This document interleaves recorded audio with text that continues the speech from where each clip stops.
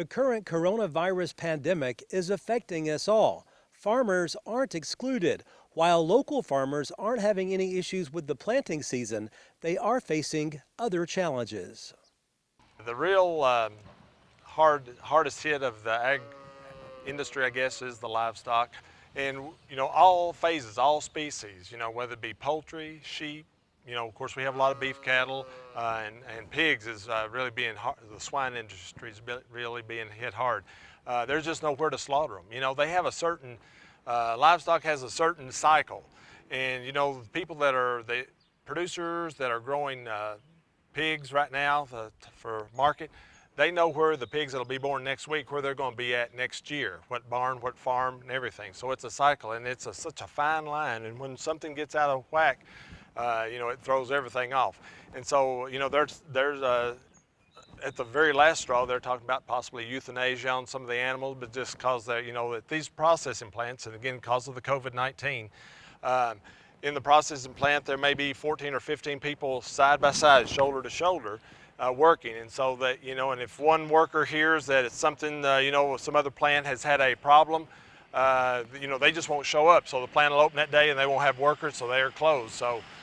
So many plants have closed, and there's over 2,000 plants, processing plants in the United States.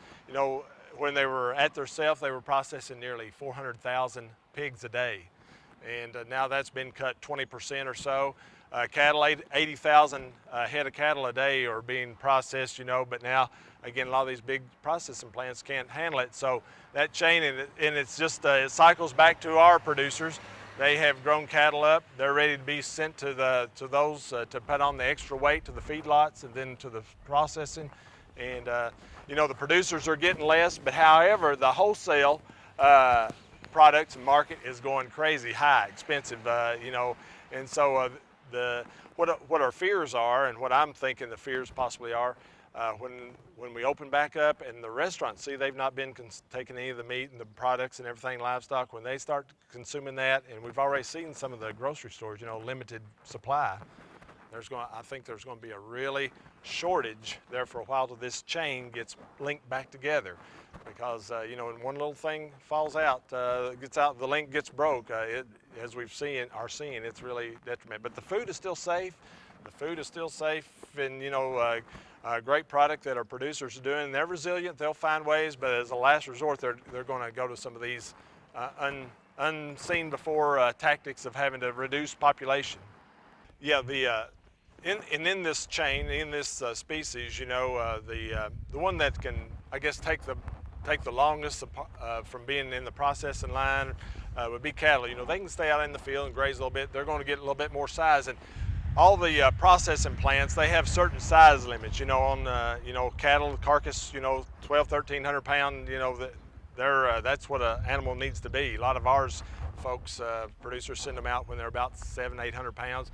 The feedlot to put the extra weight on them, and then they go process. So they have a little bit more leeway. They can put them out on pasture. Hogs and chickens, the confinement, how they're feeding and everything, they don't have that luxury. They have that tight, that tight window, and so they're scurrying now to, because ham sizes, it's crazy. You think bacon sizes, the side bellies of the hogs, they have to be a certain size. The hams have to be a certain size before they can be, or desirable. They take less money for that. In some of the stories, they talk about, well, just give them to the food shelters and those places that are in need. They would be glad to do that. There's just no place processing, no place slaughter. The smaller, like we have here locally, slaughterhouses, you check with those, they are booked, and definitely, almost you could say. So there's just no place to process these animals, but they'd be glad to give them away, I'm sure, before they having to resort to depopulation.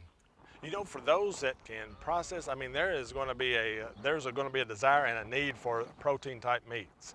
And so, but as far as the, until this chain, till we get back in where these, and it's all hinges on the large processing, the Tysons and the, those plants like that.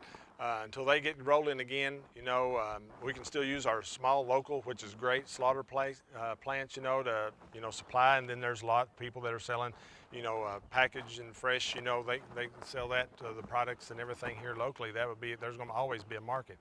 But until those big supplies, and who knows when that is, when this, you know, this COVID-19, when the coast is clear, I guess we could say, till those people come back into the plant, it's going to be tough. And it's, I mean, it's just a challenge. So there's no really crystal ball, I guess, looking into it. No, you know, there's all kinds of predictions out there, but it's sad right now.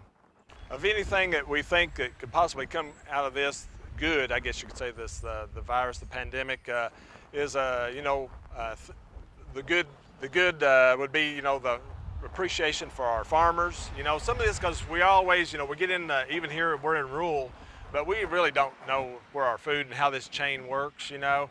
You know, the farmers, teachers, of course, everybody's homeschooling and everything, so appreciation. Our health workers, you know, healthcare, so a greater appreciation, and not just going, you know, now we're in such a fast-paced world, going for that shiny new nickel type thing, you know, the grassroots is where we need to still focus on, because that's what feeds us, that's what gets us by every day. So hopefully we can all have an appreciation for that, and you know, and hopefully everything will straighten up. If you have any questions or need advice on what to do with your livestock, you can contact Keith Allen at the Macon County Extension Office. That number is 615-666-3341. Reporting from Lafayette, Barry Hyatt, NCTV.